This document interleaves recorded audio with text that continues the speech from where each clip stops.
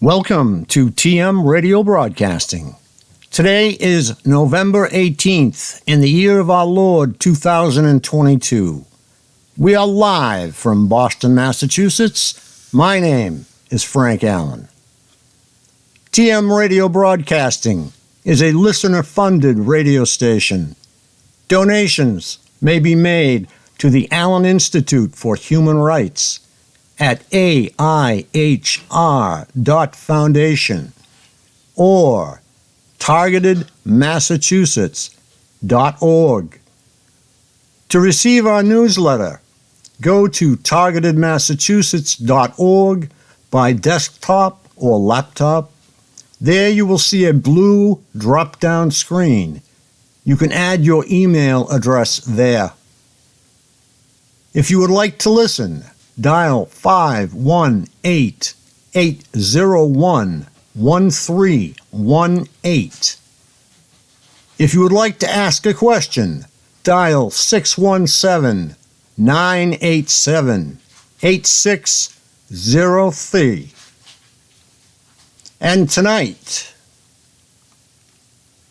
I would like to welcome a very special guest, Jack Christiana. Go ahead, Jack. Thank you, Frank. Thank you for having me on your show, and looking forward to doing more of these. I'm here to share with everyone some of the news that's been around for the last few weeks here, and that is the United Nations is, well, first off, a week from today, November 25, they're asking for input from us, like NILS did a couple of years ago, and now they're doing it again. And so we're here to talk about that and have the link on Targeted Massachusetts and explain what needs to be done with that. And it's a brand new what's her name? Alice Jill Edwards, is it, Frank? That's correct, yes. Alice Jill Edwards. And she just got nominated and just a couple of months ago and confirmed she's like Nils was, and he's moved on, so now she's taken his place. And so I'm very encouraged. I mean, I didn't, most of us, I did not know if they would carry on with their investigations, and they are. And by the way, they have on their website, there's been some criticism of the United Nations. They acknowledge, and it's on this link that we'll provide. They acknowledge they don't run the United States. They don't run any country, but they're here just to discuss and expose human rights.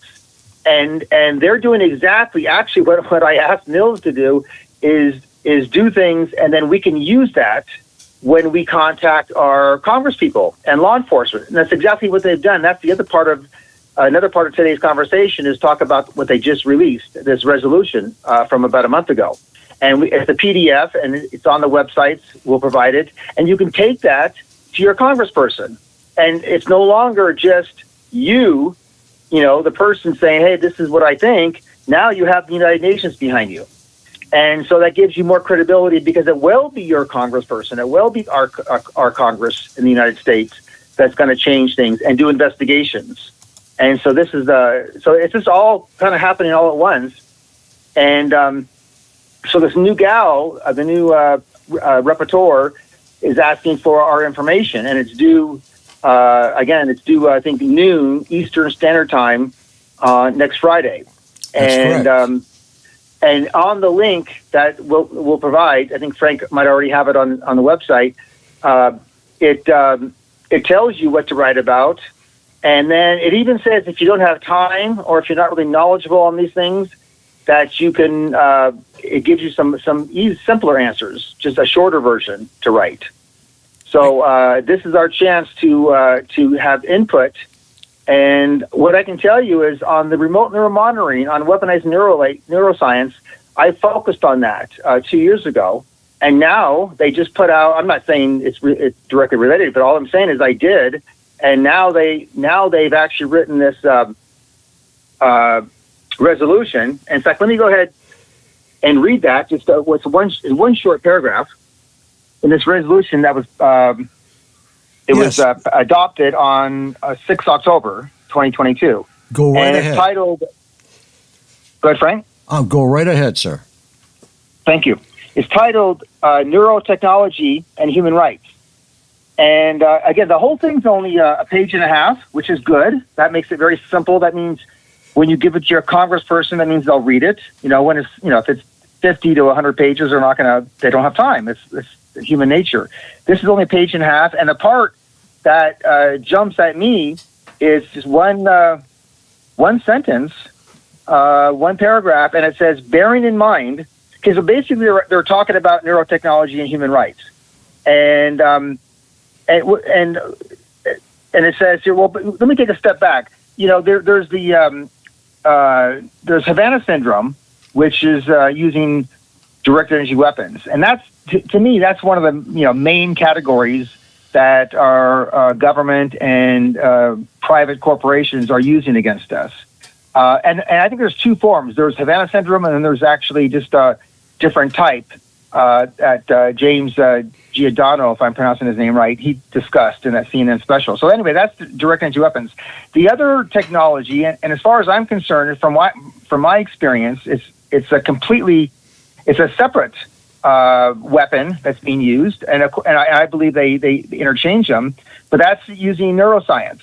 And so we have made great progress on the direct energy weapons, not only with the Havana syndrome, but also now with neuroscientist James Giordano on CNN, which aired about a month or two ago. And he talks about the other type, which is like handheld devices where you get a little scrunch sound in your head. Jack, and if you could read that excerpt, it would be great because that brings it home. Okay, I have exactly.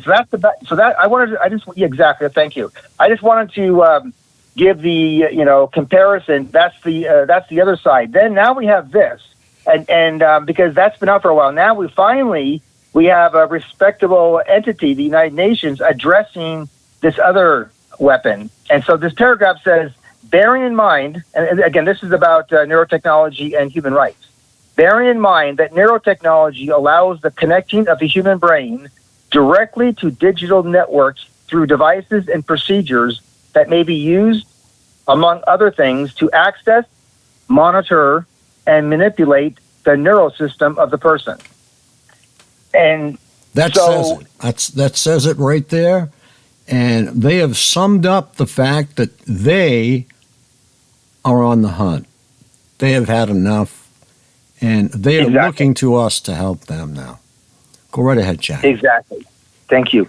That's exactly correct. And I've said this for a long time that, although obviously I focus on the abuses to me and I need to, save my life, not just literally, but even, figuratively, I suppose, have my life back and my, a regular life.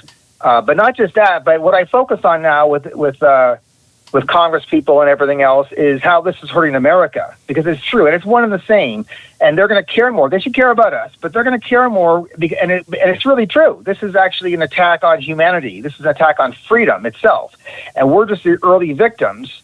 And there are literally who knows how many, whether it's thousands or millions others that are going to be affected. And so now to get this in writing in a resolution that was passed by the United Nations Human Rights Council, it gives it complete credibility. Now you don't have to prove that anymore to your congressperson when you visit them. So now it's a given. Now you go in there and they have to acknowledge this exists. And by the way, this is not in some scientific article where they're saying, this is going to be how we address, illnesses and that kind of a thing. This is actually the Human Rights Council.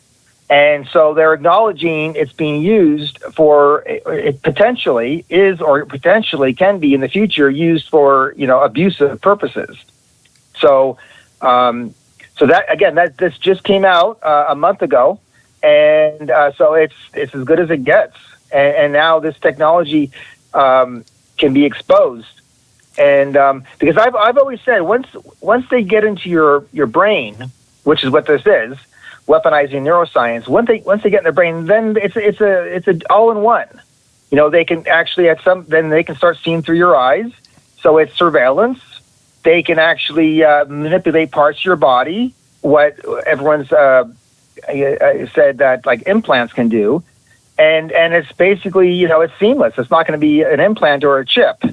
So it's the and it's here. It's happening.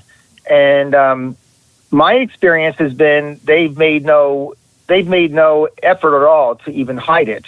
They're so narcissist, psychopath, and so far up to this point they've been right. They've got away with it, but their time is near to exposing this. Right. So in China and Russia, this is breakfast table conversation that we're having here right now. And I'd like to read one more. I think it would be paragraph 6 on that same document. And it says, mindful that the impact, opportunities, and challenges of neural technology with regard to the promotion, protection, and enjoyment of human rights are not fully understood. And that's where I'm going to leave that. But you are entitled, believe it or not, to enjoy yourself in this world. And with this kind of, I don't even have a word for it, scourge on mankind, we cannot enjoy our human rights. Do we have any human rights, Jack? I'm trying to figure out where they are. No. And when these human rights, when they allow them, then they're not really human rights. They're God. These are God-given rights, and I believe that is in the bill of in the Declaration of Independence, and the government is not giving us these rights, because if they ever said they were giving them the rights, then they can take them away. But no, it's the government is protecting these rights, these God-given rights. And that's what they say. So, yeah, for me personally, they've done it in a way where, I'm still able to, function and work and do all these different things and go out to dinner. But still, knowing that they're in my head and knowing that they're violating my privacy, and at will, at any time, they can, shock parts of my body. to make it not just physical abuse, but also psychological abuse. No, that's not freedom, and it's I don't have a life. It's just I just don't. So that's the kind of person I am. Some people might, who knows, might not care. I care. I care like 100%. Like I'm never going to accept it. And it's been 15 years for me. Actually, it's my birthday of finding this out is coming up in a couple of days. November 21, 2007 is when I discovered this. And it was just, I don't need to get into it. It was just a crazy time. And, and for me, it's so traumatic for me to find out that, on such a large scale that this could be happening, it was just, it was difficult to comprehend that. Jack, that everything I learned growing up in my life was a sham. You've done so well to hold yourself together through all this. It's hard to do, but what I have found is stay busy. And in this case, getting the word out is my job. And that's your job. And together we can make a difference. Go ahead. I'm sorry. Exactly. Oh, sure. And by the way, in this letter, the sponsors on this letter, I don't see United States, although they, I think some money, on that link, by the way, that Frank has on there now, or well, and I can post it as well.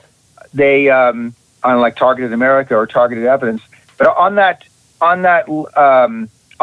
on the draft on the resolution, they list the countries that are sponsoring this, and I'll name them off. Just several: Andorra, Armenia, Austria, Chile, Costa Rica, Cyprus, Chechnya, Ecuador, Egypt, Estonia, France, Greece, Luxembourg, Malta, Monaco, Montenegro, Poland, Portugal, Romania, Singapore, Slovenia, Spain, Switzerland, and Uruguay. So those are the countries that have sponsored this. So it's not just the United States that is aware of this. And I plan to, in my letter to the United Nations, as well as give them information, thank them for. It's basically it's the world, it's the world catching on, and what I started saying before, it's I think people are going to start to realize this is an attack on our privacy, which is an attack on freedom itself. And Frank, you asked about human rights. What rights do we have when if the government, the book 1984 by George Orwell, that was written in 1949, and somehow he died a year later, by the way. But anyway. That book talks about cameras in people's homes. That's why it's, they call it Orwellian. Jack? They talk about cameras in people's homes. So now, a train's going by, don't worry about it. Now, the cameras are in our minds, our brains. I mean, it puts Orwell like in preschool. It's the risk to freedom is so much, it's gone beyond Orwellian. And, so it's really, on the one hand, I've lost 15 years of my life, basically, and, been through all this trauma and psychological pain and physical pain, and where it, dominates my day every day. But on the other hand, I can thank God and for putting me in this position where I get to confront and challenge and expose these abuses that are happening and would have happened without me. So I get to be involved in this and fight this. And so this is what I plan to, from that perspective, try to be, among the ones that, that can help take this down. And Frank, you as well, with your show and everything you do. Well, thank you very much. And I'm sure we are going to be working together a lot in the future. Your interests are not unlike my own. I am very interested in the United Nations. I am disappointed sometimes at targeted individuals for basically turning their back on the United Nations because they really have misunderstood what they represent. And their fear is that we're going to see blue helmets in the United States. Well, if we see a blue helmet in the United States, it'll be because they're invited and because they want to visit one particular unit or terrorist cell, because they want to prosecute. But they have to ask our permission. They just can't come barging in. But right, and that's correct. Yeah, you're right, Frank. And like I said, I was just reading some of the there's like one main link, and then there's like a second link that tells you, it's a 4-page PDF that tells you what to write about. But the main link, they talk about it, and like I said, I went through that, and they acknowledged, they completely acknowledged that they don't run things, and they want our help. And by the way, this is what I wrote to them in my letter a few years ago with Mills. I said, we can help each other, and it's exactly right. They're helping us, like with this letter that just came out about neurotechnology and connecting our brain to devices, and now we can use that. And by the way, and that's what I asked for. I asked for something like that, and then we're helping them because we're going to give them information. We're going to give them information to help them confront. Well, for instance, so this is for every country. So every country is going to be telling them about their legislatures, their Congress. So I can only speak to, I live in the United States, so I can only speak to our Congress. And there's two off the top of my head, which I'll be happy to share, that I'll be putting in my letter. And that is for one, it's the Chevron doctrine, it's called. And, when the latest United States Supreme Court Justice, Amy Coney Barrett, was being grilled by Congress, they asked her, have you heard of the Chevron doctrine? And she's all, of course, yes. And they asked her to explain it, and she did. And what that is, and they said we need to look at that. And the Congress, and they're right, we do, because what the Chevron doctrine is, you can just Google it. Whenever there's a doctrine, it's typically it means the United States Supreme Court has declared something, and it's kind of like a rule. And it's so they call it a doctrine, and it's from a Chevron case, the actual the gas company. And what the court found in that is that if Congress passes a law for one of the administrative agencies, like the FCC, the FDA, whatever, then if the federal agency decides it's vague, it's not clear what that means, what Congress means by this certain language, the agency gets to decide for themselves what it means, which is ludicrous, because they could just say, oh, that means we can violate human rights. It should go back to Congress to explain, or maybe the courts, but instead the agency itself. And by the way, you learn in law school, there's 4 types of primary law, which is, of course, the Constitution, that's constitutional law. There's our Congress, of course, makes laws, so that's, statutory law. And then there's the Supreme Court, which they call that case law, like Roe v. Wade was case law. It's no longer, but it was. And then there's administrative law. That's the 4th type. Administrative law is all the agencies, which is not in the Constitution. Basically, Congress is saying we're too busy, we don't have time, we don't care. So they let all these agencies make their own laws. And so, so in any agency, including the FBI, you name it, if they decide for themselves something's vague, they don't even have to announce it. They just decide what it means, and then they have abuses. So that's clearly. They're asking for that. They're asking for in our country what kind of laws are we have or don't have, and that would be one, the Chevron doctrine, which was the United States Supreme Court made that. The other one is the 21st Century Cures Act, which passed by Congress, which I have not fully read, but from what I understand, there's little caveats in there where they can experiment without permission, without consent. So we need to look more into that one. That would be another one. So there's 2 main areas, one by our top court, the Supreme Court, and then one by Congress, that, and so we can explain that, well, this is why it's happening, because there are loopholes. And, so it's, again, we can go back and forth. So we give the United Nations help, and then they give us help. And Frank, what you said, I thoroughly agree also, and that is, if they were totally bad, they would not be doing this. They would not be passing these resolutions that we can now use with our Congress people, because again, it gives us incredible credibility. I mean, and that it's not that it's real. And so that's why when we start going and when we start having our court lawsuits, and we have to go in there and prove all the elements. Well, now once we get to a jury, when that happens, now we're getting so much experience and so many documentations. We're no longer going to have to prove to the jury, well, no, believe me, this really exists. This technology really exists, really. And we would have had to have proven that 10 years ago, and which probably would be the most difficult thing for a jury to believe.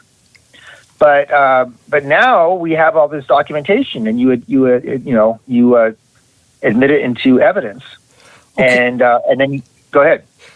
We have we'll call them requests 1, 2, 3, and 4 at the end of this document, and that's HRC Resolution 51/3. And these are requests. They request the Human Rights Council Advisory Committee to prepare a study in an accessible format, including an easy-to-read version on the impact, opportunities, and challenges of neurotechnology with regard to the promotion and protection of all human rights, including recommendations on how human rights opportunities, challenges, and gaps arising from neurotechnology could be addressed by the Human Rights Council and its special procedures and subsidiary bodies in a coherent, holistic, inclusive, and action-oriented manner, and to present the study to the Council at its 57th session. So they want action, Jack, and I think that we can give them that action. We just need some participation, and we need people to fill out that submission form and get it there by next Friday, and that would be fantastic. You want to take exactly? You want to take number? And by the way, go ahead. Sorry, go ahead, Frank. Would you like to take number 2? Let me get to it. By the way, they have also said, like they did with Nils, they said they are going to post the letters. And by the way, you need to submit it in Word or PDF format. My experience last time was, and they both worked, and they'll post both, but actually PDF is better because then you can actually share your letter via a link. And otherwise, if you use Word, you'll be sharing the United Nations link, and then they have to click on your name or your organization if you use that. And or otherwise, if you use a PDF, the link you can forward to people, and they can click on that. It'll go right to your letter. That's actually on the United Nations website.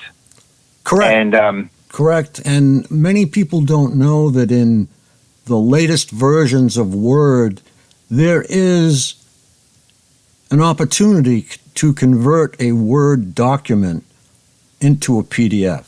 So it's kind of handy. It really is. So that makes it easier. I do that all day long. Actually,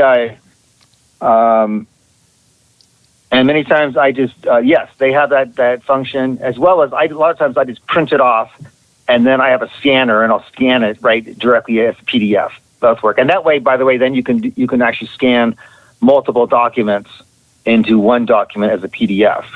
Oh, combine. And I do yes, that. Very good. Yeah, because I just print them off, and then the whole thing you put together, and then you PDF it when you scan it onto your computer, and then you can send it. So let me go to the. Are you looking at the questionnaire, Frank? Yes, I am. I'm looking at question, or actually request 2. Yes. I just opened it up. Request 2. Let's see. You mean the questionnaire? Yes, it says also requests the advisory committee. That's the first. Okay, hold on. Let's see. It's on the last page. Um, of the resolution. Oh, on the resolution. Okay, I was looking at the. I'm terribly sorry. I was looking at the the 4-page PDF where they tell us what to write. Oh, I see. Oh, okay, I got it here. Also, request. And by the way, I love the way they write this letter.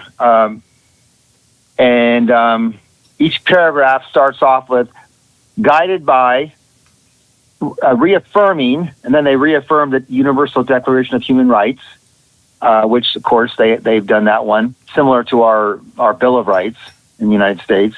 Then they have recalling, and they mention the things they've done in the past about human rights, recalling more, and then bearing in mind is the one that I read, and then you read the recognizing, mindful, or rather. And then now we have also request.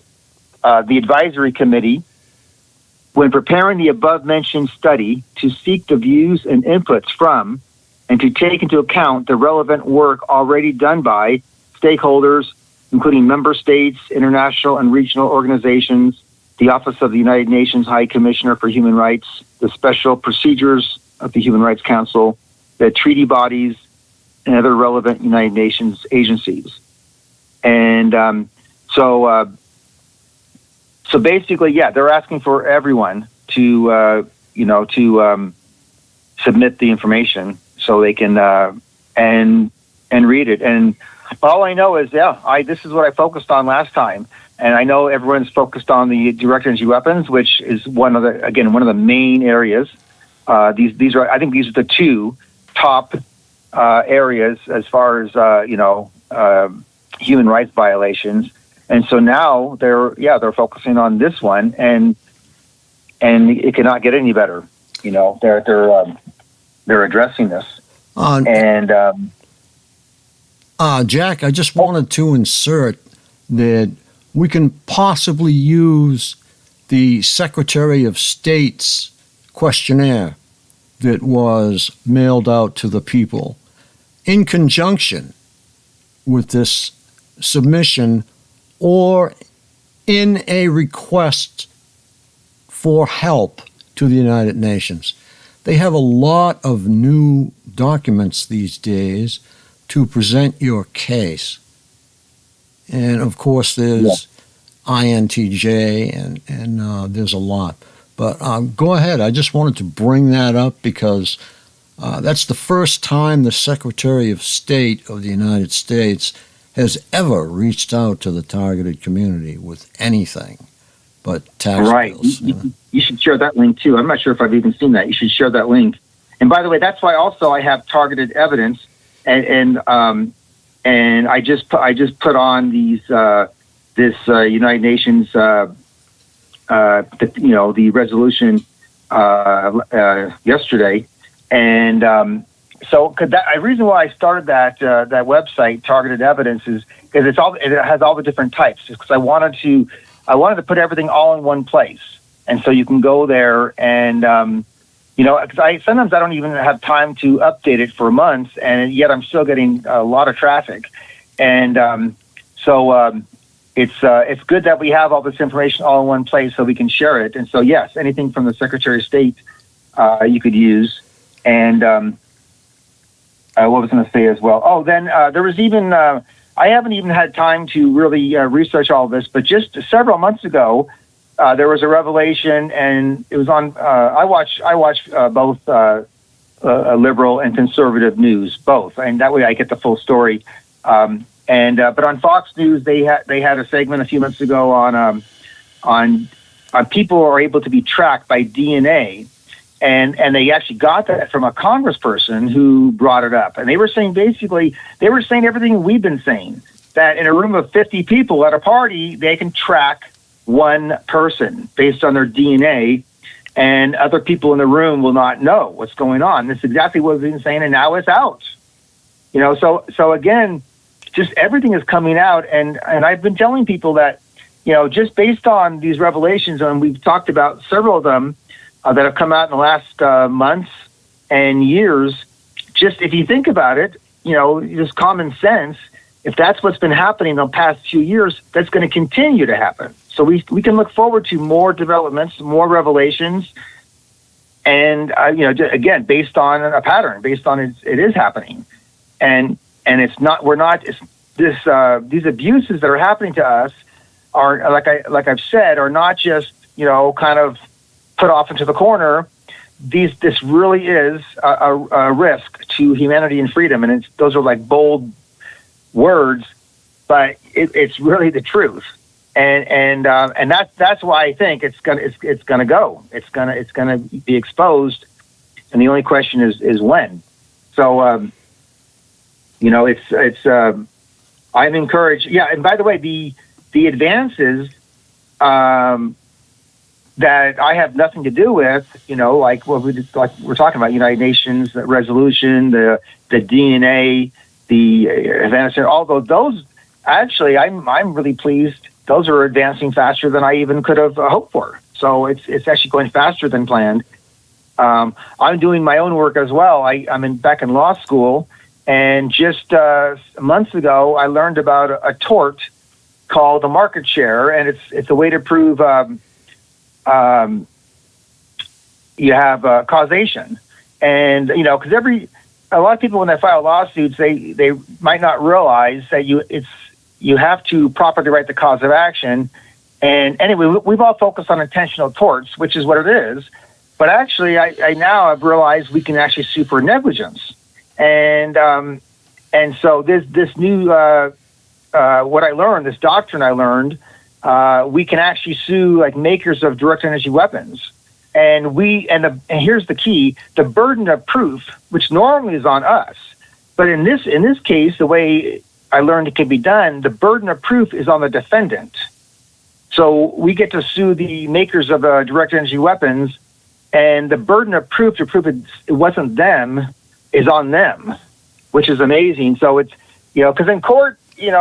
Sure, some judges are bought off, but I've also had judges that are completely on the up, and so we have to go in, open-minded, and but the thing is that they're not going to make our case for us. When we go to court, we have to, if we think just because we're right, then we're going to win. That's not the case. We have to make the argument ourselves. The court's not going to make the argument for us, and the courts are very, very strong that way. You have to make the argument, even if you're right. It doesn't matter. You have to present your argument and back it up with case law. And that's what I do now. I didn't used to do that so well, like 5 or 6 years ago. I used to use Google for my research, and now I use law. Google type research companies that you have to use case law. So anyway, so just everything. I think meeting with Congress and as well as litigation next year. I think it's all going to kind of come together, and now we have a lot of stuff to back us up. Yes, Jack, I think you've brought up something that a lot of people don't know. They think they can grab any document off of Google from anywhere, regardless of the source, and that this is the golden fleece. This is it. Well, as you said, you have to use case law by paragraph, by line, you have to use case law. Very good point. I'm so glad that you brought that up. Exactly, and I'll be taking the classes constitutional law as well as evidence, and that's coming up. And I haven't taken, for instance, I have not taken an evidence class, and I'm going to. And it's like, well, we all know the basic rules of evidence. I might, from experience, I know some, but you might just think, well, evidence is evidence. Well, not exactly. I mean, anyone, any lawyer or any judge, because of course all judges are lawyers. Any lawyer would know that you take an entire class on evidence. So it's not so simple. It's like there's a way to do it. And that's why it's kind of good what's happening here is because like now we have people that have the experience of being targeted and a victim of these abuses. And, and then you have to have that combination overlap, knowing the law. And so again, it's like, well, here's the evidence, but if you introduce it wrong, well, then it's they can dismiss it. One time actually when I appealed a case, when I sued the city of Laguna Beach, and I lost in the trial court, and then I appealed it, and because I was right, I felt I was right, and I had appellate court, an oral argument. I was there in person, and I've had appellate judges say to me, "You're right," but then they go, "But," in other words, so like one time I made the mistake. I won't make that again. And by the way, I've had the opposing counsel make tons of mistakes, tons and tons of big mistakes. But I'd made a couple. And one time in my appellate brief to the California Court of Appeals, I did not reference my facts. So in my brief, in my brief that I submitted, I did not reference where in the record. So when I said things that were true, that were proven, but I just did not say where in the record, because there's a record, and you have to reference. It is what document and what page number, possibly what paragraph, or maybe what line number, and you have to do that. Anyway, I'd forgotten. I didn't do that, and basically then when they wrote the opinion, they said that, and they said they can ignore my facts. So and then they did ignore my facts. And which was the truth. So what I'm saying is that something as simple as that, it was a procedural error, and we can lose cases based on that. So once we understand that there's a way to do these things, and when we do it right, then we have a chance to win, and expose this. And and I've made this example many times that of course we're going to make mistakes in the beginning, just like if we're writing a school paper in college or high school, but let's use for college, for example.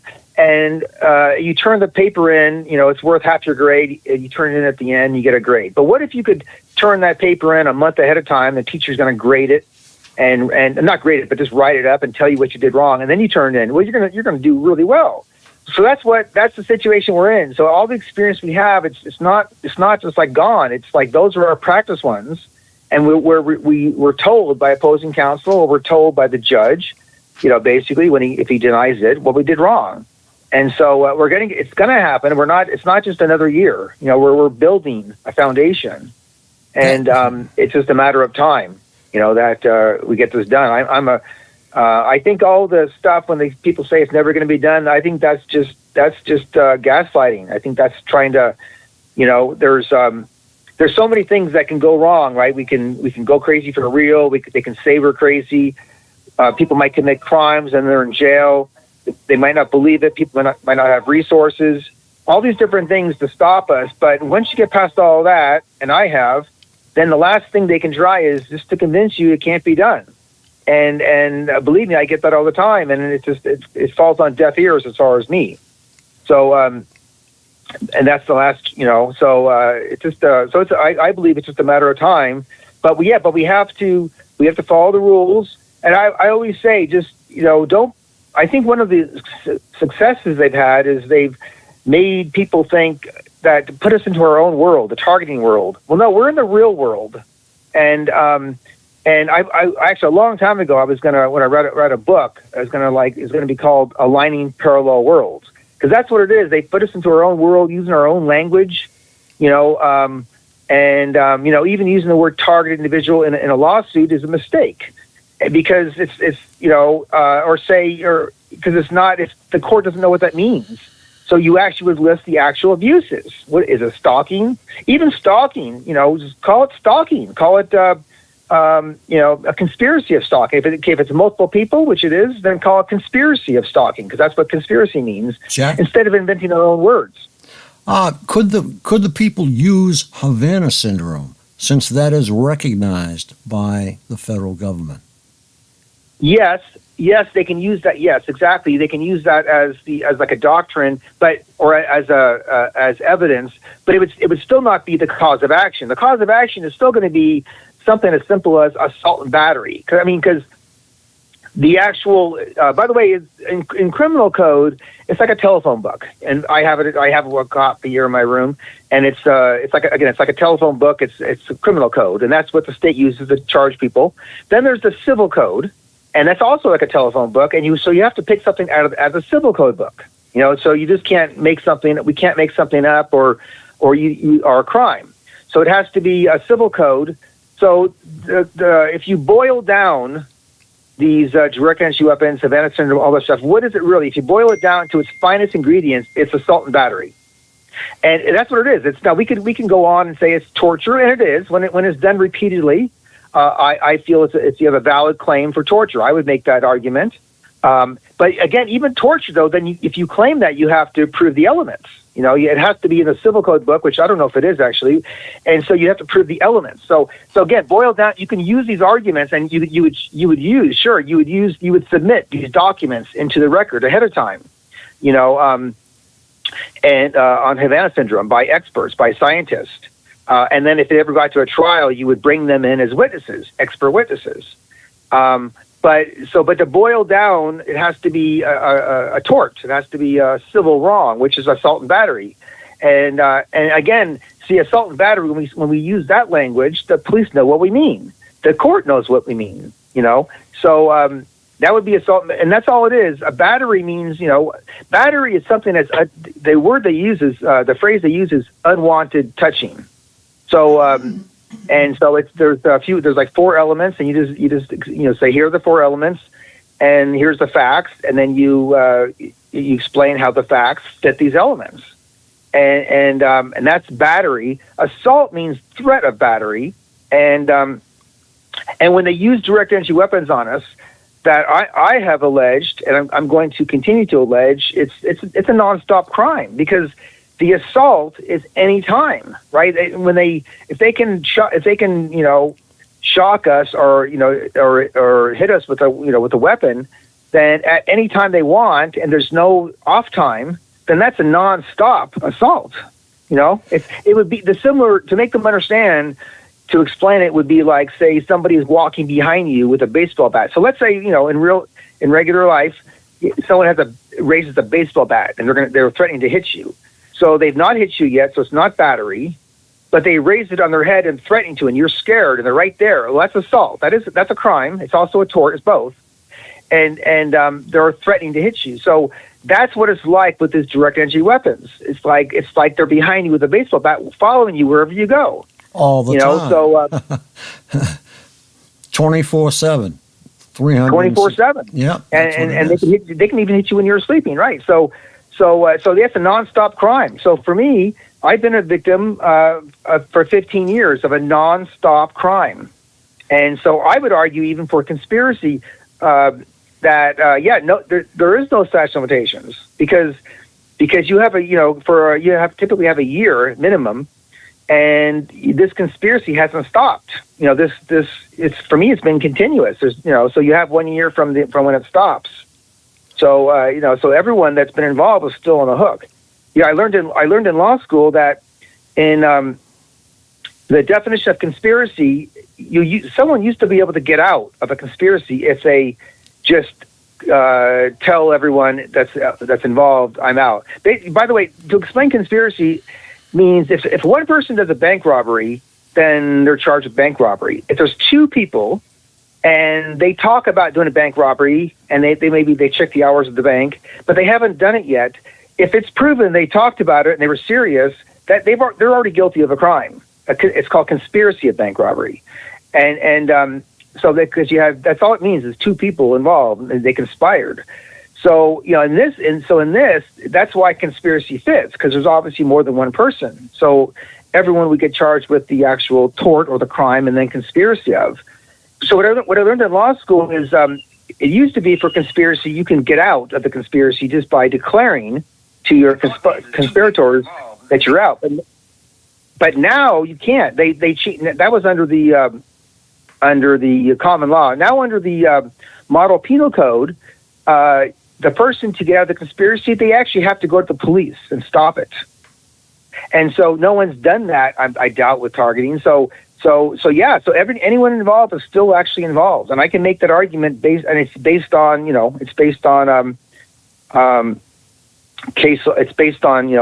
law, actually. And that's one of the best parts about law school is I've learned these little things that no one really knows unless you go to law school, unless they teach you these things, and you got to know what these definitions are. So yeah, there's I've always been saying there's the evidence, everything is out there, the evidence, the information. It's just we got to put it together, and that's what we're going to be doing. Jack, now it sounds to me like somewhere in the near future you are planning a lawsuit. Now, exactly. Are you and this against the federal government? Who are you going to go out on? Who are you going to go after? What I'm doing is I've been doing all kinds of things and building the foundation. And I love the quote by Zen, is it? I forget, but I don't have the exact quote in front of me. But it's from his book about war, and he says the winning warrior, prepares first. And this is not verbatim. Prepares first, and then he goes out and fights the war. Whereas a losing warrior goes to war first, then he tries to win. So in other words, we got to prepare first. We got to get our ducks in order and get everything ready, and that's what I've been doing. And I won't say very likely. I'm going to have to make the decision. I'm just going to have to let things go out here. And I'm going to move out to the East Coast near Washington, D.C. That's where Congress is, and that's where all the Congress members are. And out here I can meet with my congressperson. That's about it. And I have done that, and I've made some progress. Very nice gentleman. But when you're in D.C., I've learned from others you can meet more than just your congressperson. You can meet others if they're a ranking member of a certain agency, that kind of thing. So I plan to move out east, and then yes, and by the way, then I will choose a state to live in that is best conducive to what we need to do, and so learning that state's civil procedure and civil codes, and because then you can file in federal court at the state of your choice. So yes, I will do that. There are several different ways. I did file a lawsuit in 2017. It was the day before Trump became president. So that means it was January 19, 2017. And so that's 5 years ago. And it was just, I accomplished what I wanted to accomplish, but it definitely was not going to win. But now it's been 5 years later. I have about six. And this, I just mentioned the last one, the under negligence. Is like the sixth one, but I have six main areas that have not been used before, so I do plan to do that. But yes, when I do this, it's going to be written properly. I'm going to follow all the codes and civil procedure and make sure I get past the early dismissals, where you can actually get into discovery, and then because I have found that, and by the way, when you do discovery, which is not only like interrogatories, which are written questions, but also you have depositions. And when someone does a deposition, it's the same thing as being in court. It has the same weight that if they were on the witness stand at a trial before a jury. So it's very serious. People do not like to lie. And everyone that's been lying on the streets or on the internet, now they're going to have to tell the truth. So when we start getting more organized, which is going to happen next year. Yes, early next year. Then we get into discovery when we learn how to get past the early dismissals. We don't say we're being targeted. We say we list the facts, and then we can get past the dismissals. And then how great is that going to be when we have people on being deposed? And and when I say list the facts, in other words, if you saw somebody running out of a bank and the alarm's going off and there's money falling out of their pockets, and then the cops come and you heard there's a bank robbery, if you later on you're a witness and you say, I saw a bank robbery, that's not correct. You don't make that decision. The jury makes that decision, or the judge. What you do is you say the facts. You don't say there's a bank robbery. You say, I saw a person coming out of the bank. I observed money falling out of their pockets. They ran off, sped away in a car. The police then came. You just give the facts. You don't give the conclusion, but you give overwhelming facts, and to prove your case. So that's what we would be doing, and and then we write, that especially when we write the complaint against the government. So we would not use all these words. We would just use the words the court knows, and that way they're not going to dismiss it right away, saying it doesn't sound. And luckily though, because of all these disclosures and exposures we've had, like I said, in the last few months, the last few years, now you can introduce that into evidence, and now our cases are going to be so much stronger, and going full circle, going back to now the United Nations saying, recognizing this, the judge and the jury and everyone else is going to go, the United Nations is discussing this technology in the format of human rights and potential human rights abuses, and they're worried about that. So so there will be definitely 2023 is going to be federal lawsuits, and it's time, and it's going to be done right, and well, Jack, and by the way, it's not going to be a single track. It's going to it's going to be like, here's the lawsuit, and then now we're meeting with Congress publicly at meetings. Now we're meeting Congress privately in meetings. It's we have to either we're going to be sending out emails to everybody. I mean, it's going to be the grand finale, like in a fireworks show. Very good. Well, you can take my deposition. How's that? I have all right. I have faith in you already, because you're thorough. You don't seem to miss anything, and that's what we need. Number one. Number two, you're already a targeted individual. We don't have to spend a year educating an attorney on what goes on. You're already there. Right. So, you've got a lot going for you. And the community should recognize this, and the community should also fall in line with something you put together. And I will definitely support you. Thank you so much. And yeah, it's who I am, and I when I talk to my family or when I talk to my parents about this, and why am I going to confront this and et cetera, it's just like I say, hey, you got to blame yourself. You raised me, you raised me right, and you raised me to fight for human rights. You raised me to fight for the rule of law. This is how I was raised. Along with God, and which is which I guess would also be how I was raised. So so it's in me. Let me put it this way: if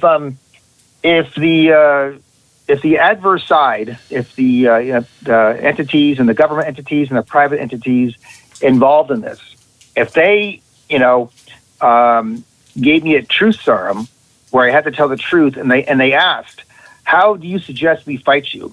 Give us our defense or how we fight you. And I was under a truth serum, I would tell them, you don't have one. I swear, I would tell them you don't have one. I would say your last chance was to try to convince me it's not true or I can't do it. And I said, you failed at that. I'd say you don't have a defense because my initial major is in college at Long Beach State University was in marketing, and so in marketing you look for the arguments ahead of time. So I've done that with this program. I've looked for their arguments, experimentation, research. No, it's not experimentation. It's not research. I mean, sure, of course they'll get something out of it, but that's not the real reason. It's not the only reason. It's abuses. These are abuses. These are crimes.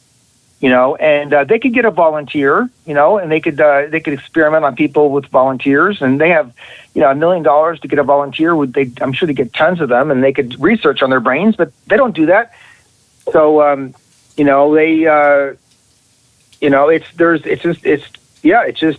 to call it evil, but it's just, narcissists, psychopaths. And so I'm going to be meeting with the FBI as well. And, at some point, if they don't give me a meeting, then I sue them, but I'll give them 5 or 10 chances. I'm not just going to do it on one chance. So I will tell them, I will call them, email them repeatedly, And then at some point, then I sue them because it's like I have a case because it's your job. Even a congressperson, because by the way, I found at one time a lawyer took this on, and somebody was blocked on their congressperson's Twitter account, and so this person got a lawyer and they sued the congressperson, and then the congressperson took the block off. And because they didn't want to get sued, so because Congress, when they take that position, they're volunteering. That's their role, and same with law enforcement. So but again, I'll give them every chance. It's not I'm not going to assume anything based on their title that they know about this, because people have lives and they're busy, their families and their jobs, and just So you cannot assume anything, even based on their title. So that's why I'll give them a chance. And that way I feel better about it too, not just legally, but even I feel better about it that I gave them a chance. I gave them 10 times, and I told them we're going to be in litigation if you don't, investigate this, and then, and you have their names too, and they're really our fault, right? They didn't, you're telling them, and now we have so much evidence. So I believe, it's just I believe we will get our interviews, and we got to do things so we win either way. So either we get the interview, or if we don't, then we have litigation. Well, Jack, because they're not doing their job. I think you're doing a fantastic job. Number one. Number two, I would. This is the quickest hour I've seen in a while, but I would like to definitely have you back as you progress. When you have something new, just give me a call, and we'll go from there. But you've provided more information in this hour than I have heard other attorneys provide in months. So, I mean, you're doing a good job. And I'd like to also thank Liliana DeLuca for actually sending you my way. And I would like to thank my listeners. And I would like to say good night from Boston, Massachusetts. Thank you, Jack. God bless. Thank you, Frank. Thank you.